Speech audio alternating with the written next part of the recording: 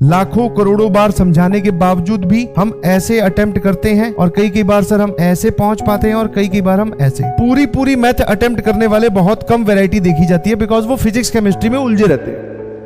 पूरे सेशन में ये बता रहे थे कि पेपर ऐसा आएगा और पेपर में ऐसा होता है, पेपर में ये किया जाता है, पेपर में आपको ऐसे सोचना है, ये वाला टॉपिक रिवाइज करना है। तो उस गाइडेंस के अकॉर्डिंग आप लोगों ने की है मेहनत, तो बेटा आपको एनालिसिस करनी चाहिए एक एक सवाल के थ्रू। जिन लोगों का भी 150 प्लस या 180 प्लस स्कोर है, 180 plus particularly, very good, proud of you. जब किसी के नंबर नहीं आते हैं तो हम उसको जैसे मोटिवेट करते हैं, वैसे ही जिनके नंबर आ गए हैं उनका एप्रिसिएशन भी बनता है बिकॉज आपको अब और अच्छा करना है। कम से कम आपको अपना स्कोर 50 नंबर और बढ़ाना है। 50 number is the minimum target. जिन लोगों का 150 से और 100 के बीच में रहा, ये वो कैटेगरी होती है जिनका 180 प्लस है, बिसाइड्स की कुछ चैप्टर्स कंप्लीट नहीं हुए थे। दैट मींस ये कहलाता है गुड या फिर वेरी गुड कैटेगरी, आप बोल सकते हो this is very good category. आपको क्या करना है, मोर प्रैक्टिस पे ध्यान देना है और सवाल लगाइए, मोर प्रैक्टिस पे ध्यान दीजिए। जाते जाते कुछ चैप्टर्स का हो सकता है आपने सिर्फ PYQ सॉल्व किया हो, अब आप एक्सरसाइज 2 एक्सरसाइज 3 को भी सॉल्व करने का वक्त आ गया है, समझे। तो 180 plus is a very good, बहुत अच्छा स्कोर है, प्राउड ऑफ यू स्कोर है, समझ में आया। इनफैक्ट प्राउड सब पे है। अब जिनका इस कैटेगरी में लाया करता है 100 से लेके 180 वाली कैटेगरी में, आपको क्या करना है, आपने जितने भी चैप्टर्स प्रिपेयर करके गए तो पक्का आपने उसमें कुछ ना कुछ टॉपिक्स छोड़े हैं। बिकॉज सिली मिस्टेक इतनी ज्यादा नहीं होती है, इसमें साफ साफ स्कोर में समझ में आ रहा है कि आपने कुछ चैप्टर्स छोड़े हैं। तो वापस लेफ्ट आउट टॉपिक्स पे आप ध्यान देंगे। जो भी छोड़ा हो, आपने केमिस्ट्री छोड़ी हो, फिजिक्स छोड़ी हो या मैथ्स छोड़ी हो, या मैथ्स के अंदर एक चैप्टर पढ़ा उसका कुछ पार्ट छोड़ा हो, अब उन चैप्टर्स को आपको कंप्लीट करना है। उन पे पूरा टिक लगना चाहिए कि हाँ सर समझे कि नहीं समझे। लेफ्ट आउट टॉपिक्स पे आपको ध्यान देना है। प्लस प्रैक्टिस तो है ही बेटा ऑब्वियसली, क्योंकि बिना प्रैक्टिस के तो सर नंबर नहीं आते। जो लोग बोल रहे हैं सर मैथ्स टफ आई थी, तो बेटा बिलीव यू मी, कंपैरिजन में तो सस्ती थी मैथ्स। लेंथी हो सकती है बिकॉज मैथ्स में कैलकुलेशन करनी पड़ती है, बिना कैलकुलेशन के कुछ नहीं होता है गणित में, बिना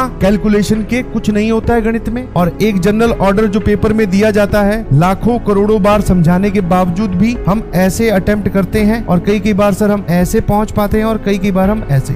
पूरी मैथ अटेम्प्ट करने वाले बहुत कम वैरायटी देखी जाती है बिकॉज वो फिजिक्स केमिस्ट्री में उलझे रहते हैं। आपका स्कोर मैथ्स में कम आ रहा है, उसका एक मेजर कारण ये भी है कि मैथ्स सबसे लास्ट में होती है। और जब हम पहुंचे तो आइडियल टाइम ये नहीं है कि 1 घंटा नहीं जी। केमिस्ट्री तो 30 मिनट्स मैक्सिमम या 45 मिनट, चलो बच्चों के हिसाब से। फिजिक्स भी 45 मिनट्स वाली ही आई थी, 45 तो सर समझ गए, बाकी टाइम कहाँ था भाई।